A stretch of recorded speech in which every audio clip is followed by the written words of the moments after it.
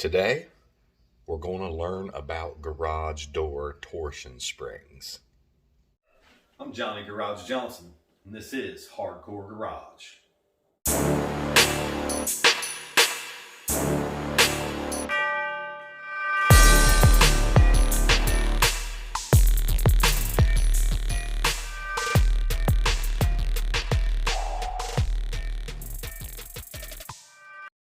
Occasionally you'll run into a situation where you can't get the proper size springs. I have a spring calculator that will divide, you can up the spring size. The wire size is 218. The 28 here is the length of the coils, and of course it's 2-inch diameter. That's the 2 that you see there. Right now I'm needing a pair of 218 25s instead of 28s, so I'm going to disassemble these and cut them down. Reason being, right now it's just hard as ever to find springs, and I had these in stock. We've already waited over 2 weeks for the other ones to come, and they're just not going to come at a reasonable amount of time. So these people have been without their garage door for 2 weeks. So I've decided I need to do this. I really hate cutting down springs because more than likely I'll need this pair of 28s next week. But I'm going to show you guys how I do it. First thing you want to do is put the spring end in the vise. You want to try to get as close to this aluminum end as you can, but not actually be on the aluminum end, because then your clamp isn't going to clamp evenly because it gets wider there at the end. Now sometimes this doesn't work, and I have to use a pair of channel locks to lock onto the end of the spring here. And sometimes it'll also take me a little bit to figure out which way to turn the cone off of the spring end.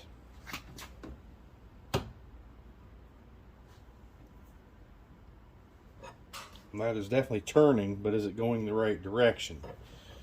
That I don't know. See, now when I start to turn it that way, what it does is it's stretching the spring, making it thinner.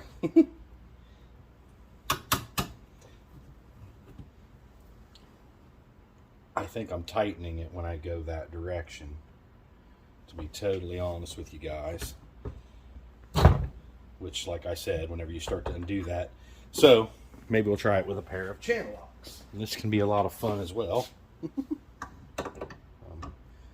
Mainly trying to get the channel lock right there on that end.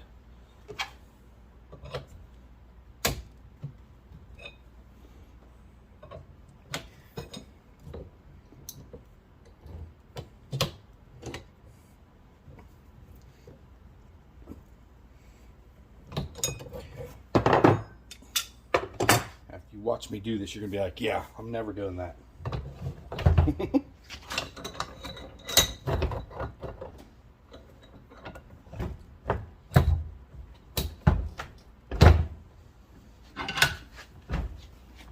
You see how easy it turned back into it. If only they would unwind that easy, huh?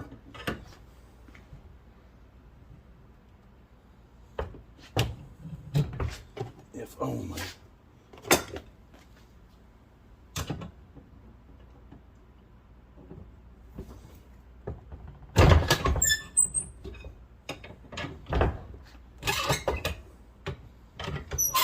Not sure if y'all can see what I'm doing, but I've got a hold of the edge of the end of the spring.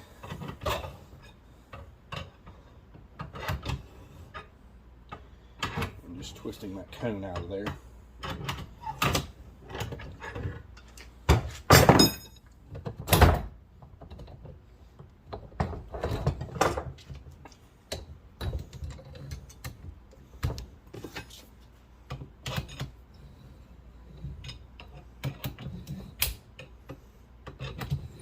Sometimes this can be a pain in the butt too, because your spring wire wants to pop back over. Okay, so that's really what goes in the end of the spring. So now I've got to separate these coils and cut off 3 inches. Put the end back in. We've made a set of 25-inch springs. This would also be the time when a 2-inch air grinder would probably be a better option than this 4 1/4 or whatever it is, but this is what we're going to use. It's just a little hard to cut at that angle without cutting into this coil here.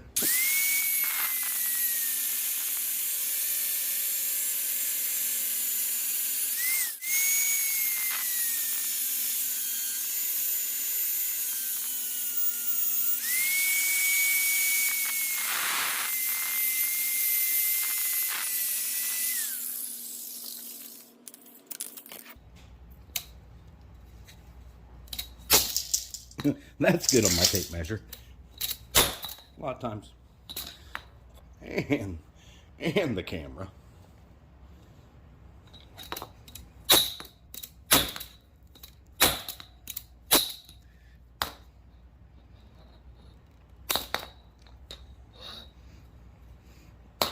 Well, we got the one off.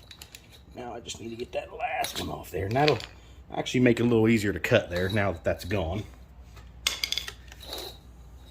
Other than the fact that the coil got small on me. So we may have to cut through both of those coils. Still no big deal. Let's spread this a little here. Just keep us away from that coil. All right. Gotta turn the camera here.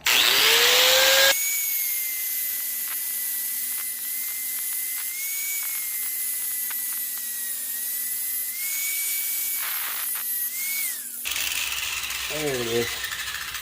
It is off, and I am going to clean up that end just slightly, if I can, just to make it go on there a little easier.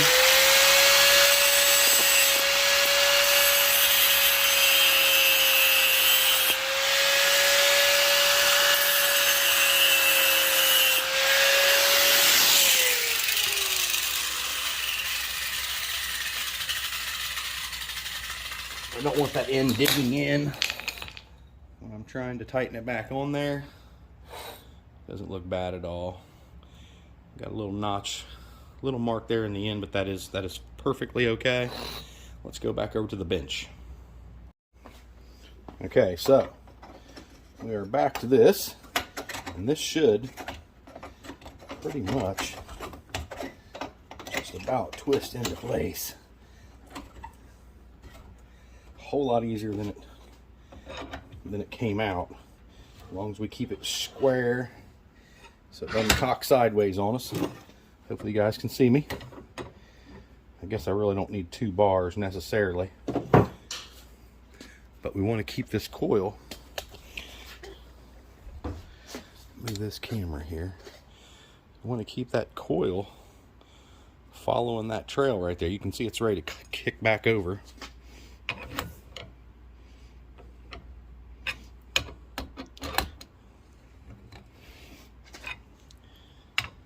We just need it to stay where it is. So you gotta kind of manipulate it a little bit every time it comes back around. Sometimes I'll use 2 bars here, trying to keep where we can see everything. Let's back it up.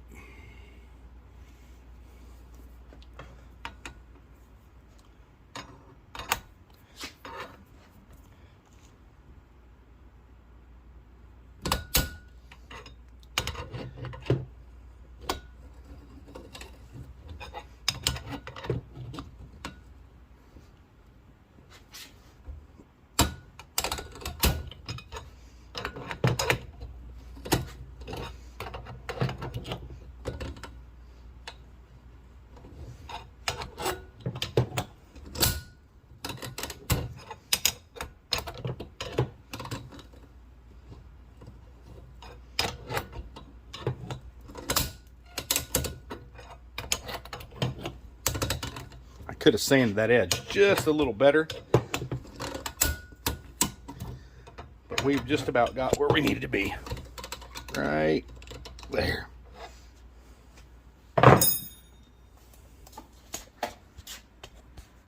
It's not a hard job.